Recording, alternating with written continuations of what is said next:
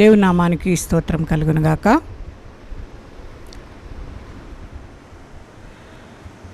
Elohim TV ప్రేక్షకులందరికీ నా హృదయపూర్వక వందనాలు చెల్లించుకుంటున్నాను.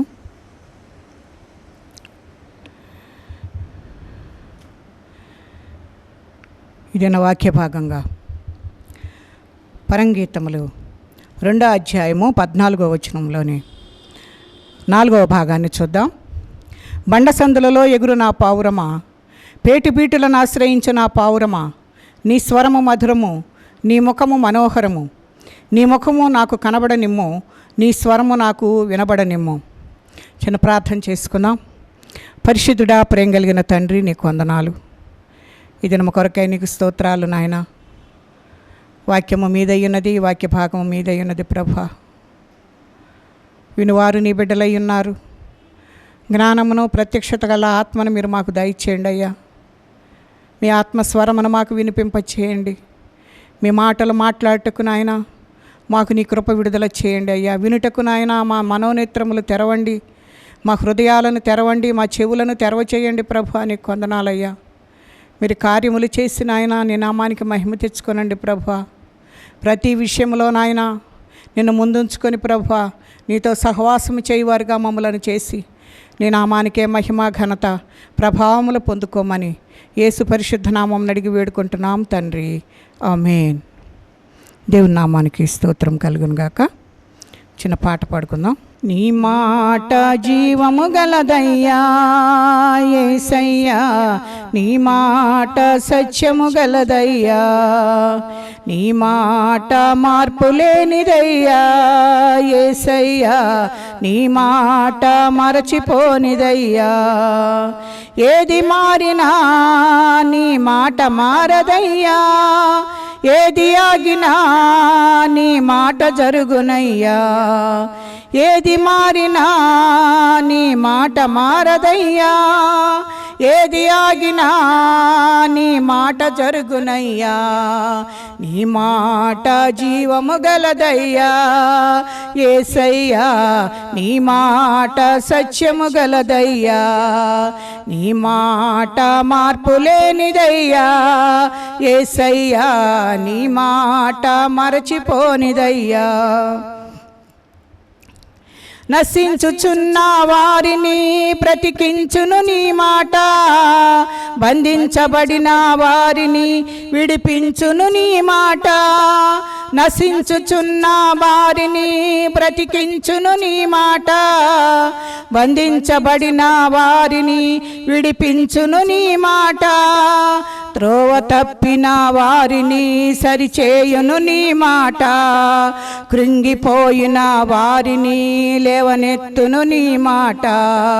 త్రోవ తప్పిన వారిని సరిచేయును నీ మాట, కృంగిపోయిన వారిని లేవనెత్తును నీ మాట.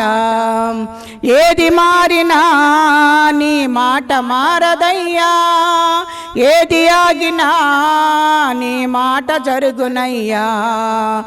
ఏది మారినా నీ మాట మారదయ్యా, ఏది ఆగినా నీ మాట జరుగునయ్యా. నీ మాట జీవము గలదయ్యా యేసయ్యా, నీ మాట సత్యము గలదయ్యా, నీ మాట మార్పు లేనిదయ్యా యేసయ్యా, నీ మాట మరచిపోనిదయ్యా. సింహాల బోనుల నుండి విడిపించును నీ మాట, అగ్నిగుండముల నుండి రక్షించును నీ మాట. సింహాల బోనుల నుండి విడిపించును నీ మాట, అగ్నిగుండముల నుండి రక్షించును నీ మాట. మారా బ్రతుకును కూడా మధురం చేయును నీ మాట, ఆరిపోయిన బ్రతుకును వెలిగించును నీ మాట. మారా బ్రతుకును కూడా మధురం చేయును నీ మాట, ఆరిపోయిన బ్రతుకును వెలిగించును నీ మాట. ఏది మారినా నీ మాట మారదయ్యా, ఏది ఆగినా నీ మాట జరుగునయ్యా. ఏది మారినా నీ మాట మారదయ్యా, ఏది ఆగినా నీ మాట జరుగునయ్యా. నీ మాట జీవము గలదయ్యా యేసయ్యా, నీ మాట సత్యము గలదయ్యా.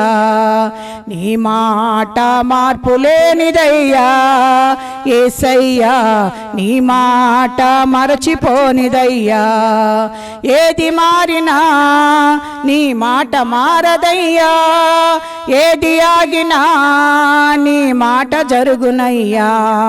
నీ మాట జీవము గలదయ్యా యేసయ్యా, నీ మాట సత్యము గలదయ్యా. నీ మాట మార్పు లేనిదయ్యా యేసయ్యా, నీ మాట మరచిపోనిదయ్యా. హల్లెలూయా. దేవుని నామానికి స్తోత్రం కలుగునుగాక. పరంగీతములు 2:14 4వ భాగాన్ని చూద్దాం. జీవము కలిగిన దేవుని కృపావర్షం మనందరిపై సమృద్ధిగా కురియునుగాక. పరంగీతం అనే శ్రేష్టమైన గ్రంథాన్ని గురించి మనం ఎన్నో మాసముల నుండి మనం ధ్యానం చేస్తూ ఉన్నాం.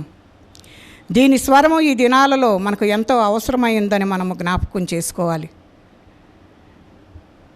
దీని ద్వారా మనము ఆధ్యాత్మిక మర్మాలను ఎన్నో మనము తెలుసుకుంటున్నాం. ఈ 4వ భాగంలో బండసందులలో ఎగురు నా పావురమా, పేటు బీటులను ఆశ్రయించ నా పావురమా, నీ స్వరము మధురము, నీ ముఖము మనోహరము, నీ ముఖము నాకు కనబడనిమ్ము, నీ స్వరము నాకు వినబడనిమ్ము అని ఈ వాక్య భాగంలో మనము జ్ఞాపకం చేసుకుంటూ ఉన్నాం. దానిలో మొదటగా మనము చూస్తే బండ సందులు అనేది మనకు కనబడుతూ ఉంది.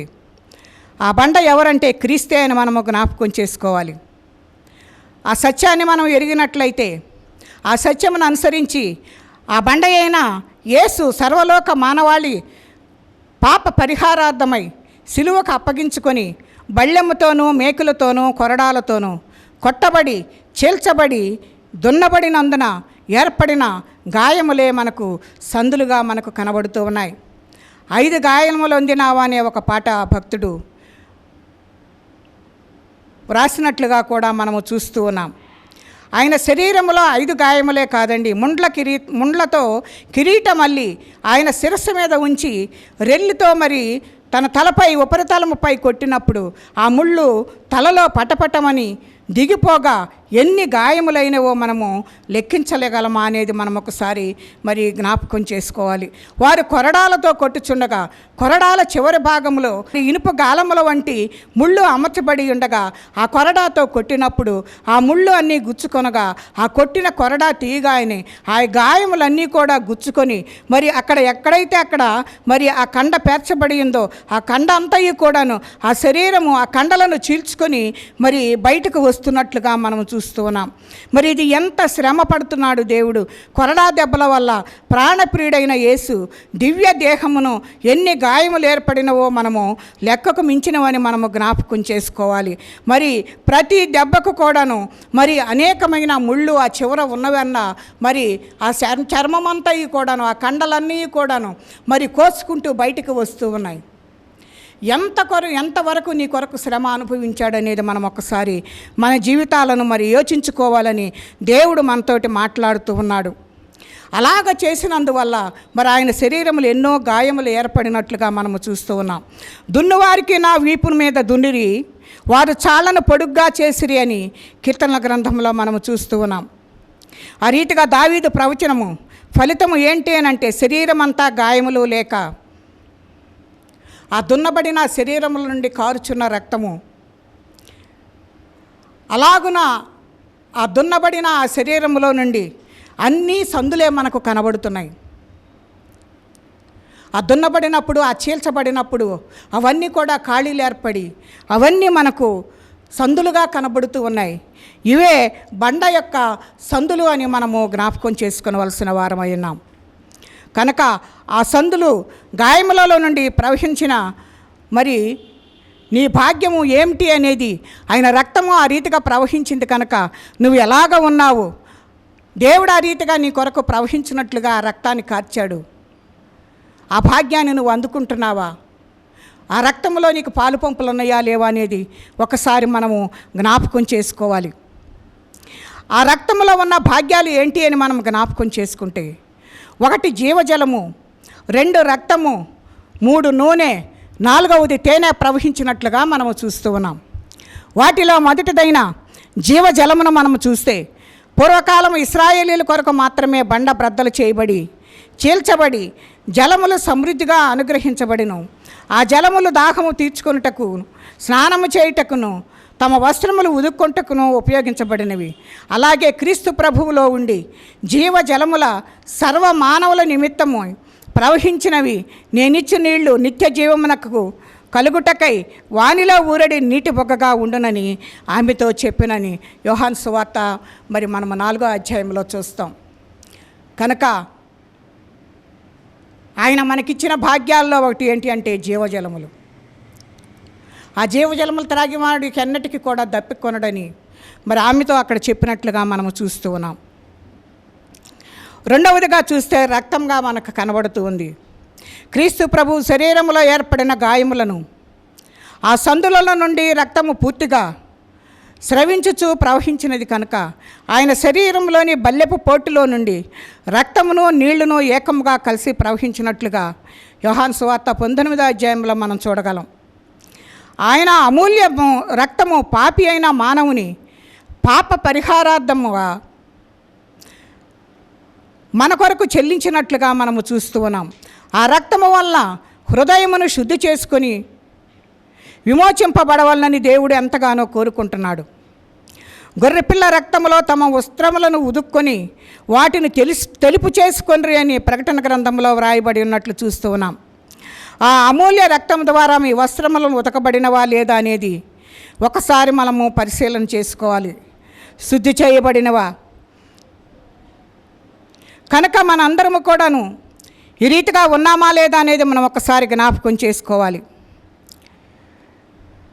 ఇశ్రాయేలీలు తమ వస్త్రములను ఉదుకుకొనిరి, నా శరీరమును తిని నా రక్తమును త్రాగువాడే నిత్య జీవము కలవాడు, అంత్యదినమున నేను వానిని లేపుతున్నాను. నా శరీరమును తిని నా రక్తమును త్రాగువాడు నాయందును నేను వాని యందును నిలిచియుందునని యోహాను సువార్తలో మనము జ్ఞాపకం చేసుకుంటున్నాం. కనుక ఎవరైతే ఆయన శరీరంలో రక్తంలో పాలు పంపులు పొందుతారో, ఆ పాలు పంపులు పొందినప్పుడు దేవుడు మన యందు దేవుడు ఉండి మనలను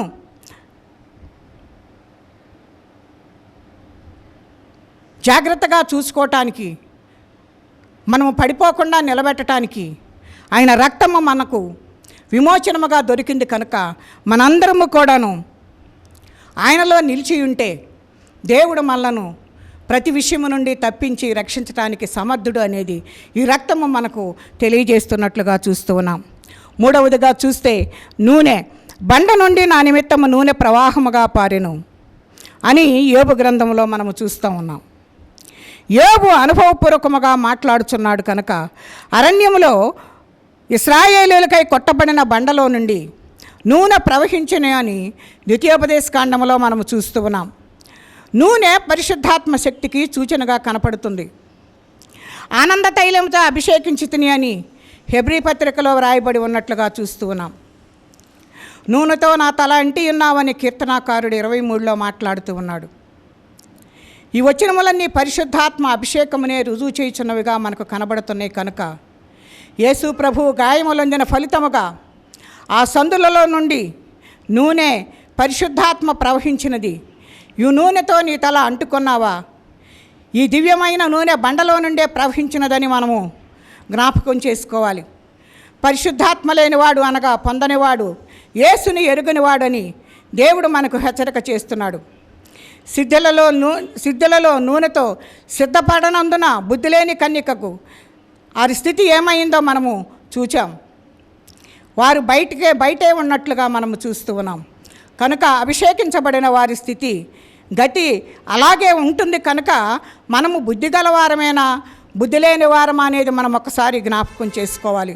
సిద్ధులలో మనము నూనె సిద్ధం చేసుకుని దేవుడు వచ్చి పిలిచినప్పుడు ఉంటే దేవునితో మనము సహవాసం కలిగి ఉంటాం. ఆ సిద్ధపాటు కనుక లేకపోతే మనకు మరి దేవుడు మనల్ని బయట విడిచిపెట్టి వెళ్తాడు అని ఈ వాక్య భాగం ద్వారా మనకు దేవుడు మనతోటి మాట్లాడుతున్నాడు. కనుక మనము బుద్ధి కలిగిన వారముగా ఉన్నామా, బుద్ధి లేని వారిగా ఉన్నామా అనేది ఒకసారి మనలను పరిశీలన చేసుకోవాలని దేవుడి వాక్య భాగం ద్వారా మనకు హెచ్చరిక చేస్తున్నట్లుగా చూస్తూ ఉన్నాం. 4వదిగా చూస్తే తేనె. కొండబండ నుండి తేనెను, చెక్కుముకి రాతి బండ నుండి నూనెను అతనికి జుర్రించేదను అని ద్వితీయోపదేశ కాండంలో చూస్తున్నాం. బండలో నుండి నీళ్లే కాదు, రక్తమే కాదు, నూనెయే కాదు, తేనె కూడా ప్రవహించిందని ఈ వాక్య భాగం ద్వారా మనకు తెలియజేయబడుతుంది. ఇంకనూ అది ప్రవహిస్తూనే ఉంది. అతి శ్రేష్టమైన గోధుమలో అనుగ్రహించి నేను వారిని పోషించుదును, కొండ తేనెతో నిన్ను తృప్తిపరచుదును అను వాగ్దానము క్రీస్తు ప్రభువునందున్న వారందరికీ కూడా అనుగ్రహింపబడి ఉన్నదని మరి కీర్తన గ్రంథంలో మనము చూస్తూ ఉన్నాం. ఈ తేనె గురించి మనము జ్ఞాపకం చేసుకుంటే ఈ తేనె కానాను వాస్తవులకు ఆహారముగా మనకు కనబడుతూ ఉంది. తేనె సాతానుపై విజయముతో లభించిన ఆహారముగా మనకు కనబడుతుంది. తేనె కన్నులను ప్రకాశింపచేయనిదిగా మనకు కనబడుతుంది. తేనె పెండ్లి కుమార్తె సంఘము యొక్క ఆహారముగా మనకు కనబడుతుంది. దేవుడు దివ్య వాక్యమునకు సాదృశ్యమైనట్లుగా మనకు కనబడుతుంది. కనుక జీవజలములలో దాహము తీర్చుకొని రక్తంతో పాప పరిహారము నొంది నూనెతో అభిషేకింపబడి తేనెతో పోషింపబడుచున్న వారే పావురం అయినట్లుగా మనము చూస్తూ ఉన్నాం. ఈ 4 అనుభవములు కలిగిన వారే పావురం, వీరి పేరే ఎగిరే పావురం అని దేవుడు నీతోటి నాతోటి మాట్లాడుతూ ఉన్నట్లుగా మనము చూస్తూ ఉన్నాం. పేటి బీటలను ఆశ్రయించు నా పావురమా అని వాక్య భాగంలో మనం చూస్తూ ఉన్నాం. ఇంతకుముందు బండ సందులలో ఎగురు పావురము అనగా క్రీస్తు యేసు యొక్క గాయములలో భద్రపరచబడిన సంఘముగా మనము చూస్తూ ఉన్నాం. బండ యొక్క పగుళ్లలో బ్రద్దలైన సందులలో పావురములు సురక్షితంగా నివసించినట్లు ఆ నివాసములు వాళ్ళు అక్కడ ఏర్పరచుకుంటూ ఉన్నాయి. ఇట్టి అనుభవం కలిగిన సంఘములే పేటి బీటులను ఆశ్రయించవలెను అనునది విశేష భద్రతను ప్రత్యక్షపరుచున్నట్లుగా మనం చూస్తూ ఉన్నాం. పేటు బీటులు అనగా ఎత్తైన స్థలములోని రహస్య స్థలము అనగా దేవుని సన్నిధి అని మనము అర్థం చేసుకోవాలి. శుద్ధి అయిన సంఘము వృద్ధి పొందుటకు మహిమను సంపాదించుకోవాలి. కనుక సన్నిధి సహవాసమునకు రావాలి, దేవుణ్ణి ఆశ్రయించాలి. అలాంటిదే పావురము అని దేవుడు మనకు పేరు పెట్టుచున్నాడు. తండ్రి సన్నిధికి చేరగలిగి ఉన్నాము కనుక మీరు క్రీస్తుతో కూడా లేపబడిన వారైతే పైనున్న వాటినే వెతుకుతారు అని చెప్పేసి మనము అనేకమైన వాక్య భాగాల్లో మనము చూస్తూ ఉన్నాం. పెండ్లి కుమార్తె సంఘముగా ఎగురు పావురముగా ఎన్నిక చేయబడు సంఘము తప్పక సన్నిధి సహవాసము కలిగి ఉండి మనం ఖచ్చితంగా తీరాలని దేవుని యొక్క వాక్యము మనకు హెచ్చరిక చేస్తుంది. ఏలియా దేవుని సన్నిధిని నిలబడి ఉండుట వలన అగ్నిలో ఆరోహణమైనట్లుగా మనము చూస్తూ ఉన్నాం. ఆయన సన్నిధిని నిత్యము వెదుకుడి అని కీర్తనల గ్రంథంలో వ్రాయబడి ఉన్నదిగా మనము జ్ఞాపకం చేసుకోవాలి. ఘనత ప్రభావములు ఆయన పరిశుద్ధ స్థలములో ఉన్నట్లుగా మనము చూస్తూ ఉన్నాం. బల సౌందర్యములు ఆయన పరిశుద్ధ స్థలములో ఉన్నట్లుగా మనము చూస్తూ ఉన్నాం. అబ్రహాము ఆయన సన్నిధిలో ఉండినట్లుగా ఆదికాండంలో మనము చూస్తూ ఉన్నాం. ఆయన సన్నిధిలో సంపూర్ణ సంతోషం ఉన్నట్లుగా కీర్తనల గ్రంథంలో మనకు దేవుడు జ్ఞాపకం చేస్తూ ఉన్నాడు. యాకోబు దేవునితో పోరాడి జయమొందిన స్థలము పెనూయేలు. ఆయన పొందిన పేరు ఇశ్రాయేలు. పెనూయేలు అనగా దేవుని సన్నిధి అని అర్థం.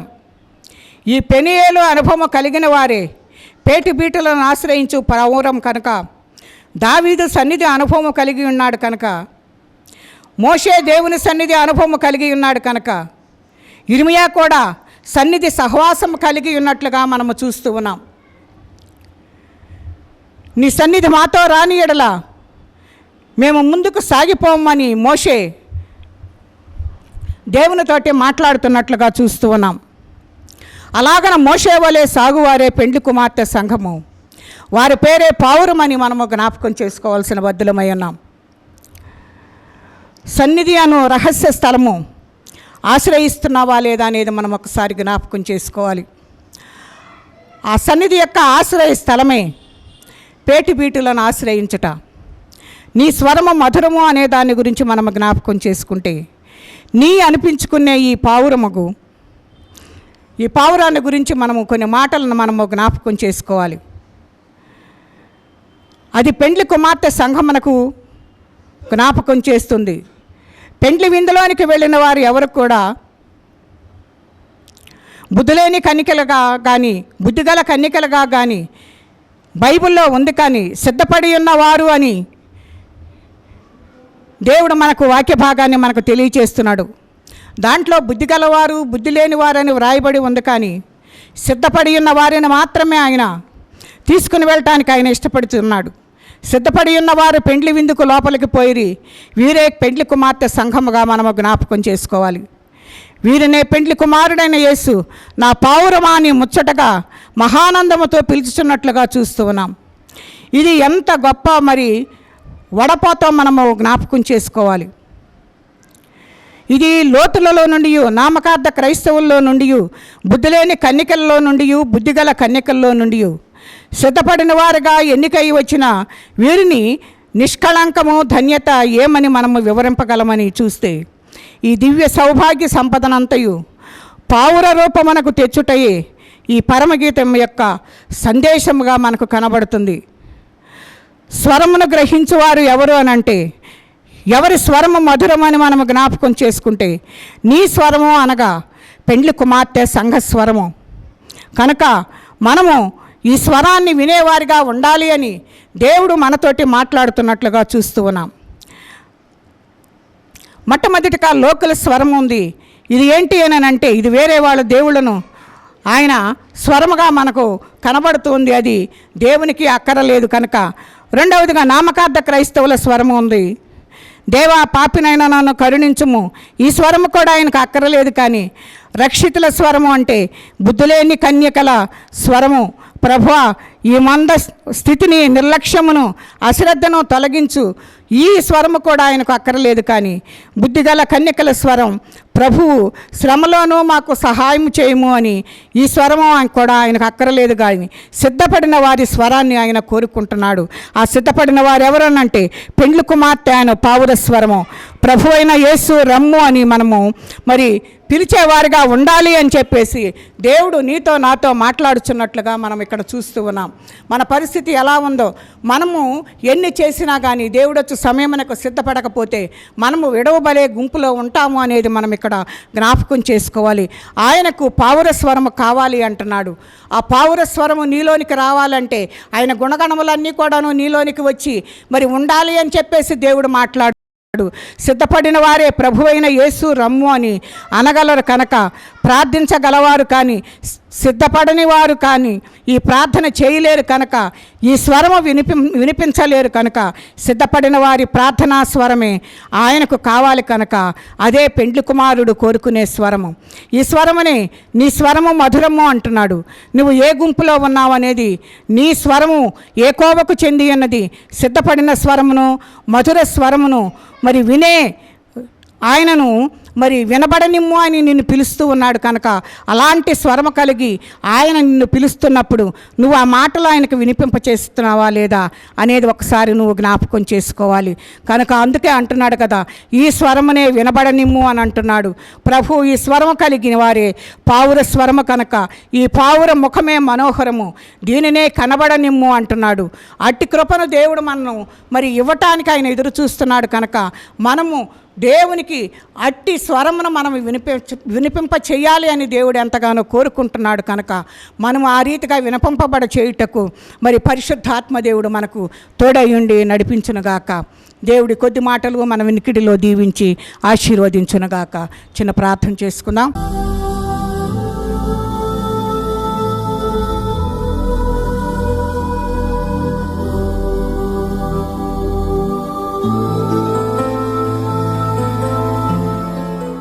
పరిశుద్ధుడా, ప్రేమ కలిగిన తండ్రి, నీ కొందనాలు నాయన. ఇంతవరకు నీ ఉచితమైన కృపను బట్టి కాచి కాపాడి సజీవులున్న దేశంలో ఉంచారు. నీ మాటలు వినిపింపచేశారయ్యా, నీ కొందనాలు. అయ్యా మేము ఏ రీతిగా సిద్ధపడాలో, పావుర స్వరమును నాయన మేము ఏ రీతిగా వినిపింప చేయాలో నా తండ్రి, కనబడనిమ్ము వినబడనిమ్ము అని అంటున్నావు ప్రభా. ఆ స్వరాన్ని మీరు ఇష్టపడుతున్నారు నాయన. పావుర స్వరమును మీరు కోరుకుంటున్నారు. పావురము వలె నాయన పరిశుద్ధతను మీరు కోరుకుంటున్నారు ప్రభా. అట్టి స్థితిని మేము కలిగి ఉండుటకు కావలసిన కృపను మీరు దయచేయండి నాయన. అయ్యా మీలో ఉండ గుణగుణములన్నీ ప్రభా మేము ఆపాదించుకొని ప్రభా మీరు పిలిచినప్పుడు ఆ స్వరము విని మా స్వరమును మీకు వినిపింపజేయుటకు కావలసిన కృపను మీరు విడుదల చేయండి ప్రభా. నీకు వందనాలు. మేము ఏ రీతిగా ఉన్నామో మమ్మల్ని సరిచేయండి అయ్యా. దినదినము నాయన మీరు వచ్చుట అయ్యా ఎంతో అగత్యముగా ఉన్నది కనుక నాయన ఏ దినమునకు ఆ దినము మేము సిద్ధపడి నువ్వు వచ్చినప్పుడు నాయన మేము ఎత్తబడే గుంపులో ఉండుటకు సహాయం చేయండి అయ్యా. నిరాకడలో నాయన మేము విడవబడకుండా ప్రభువా నీతో ఉండునట్లు నాయన మమ్మలను మా కుటుంబాలను సిద్ధపరిచి నీ నామానికే మహిమ ఘనత ప్రభావములు పొందుకోమని యేసు పరిశుద్ధ నామమును అడిగి వేడుకుంటున్నాం తండ్రి. ఆమేన్.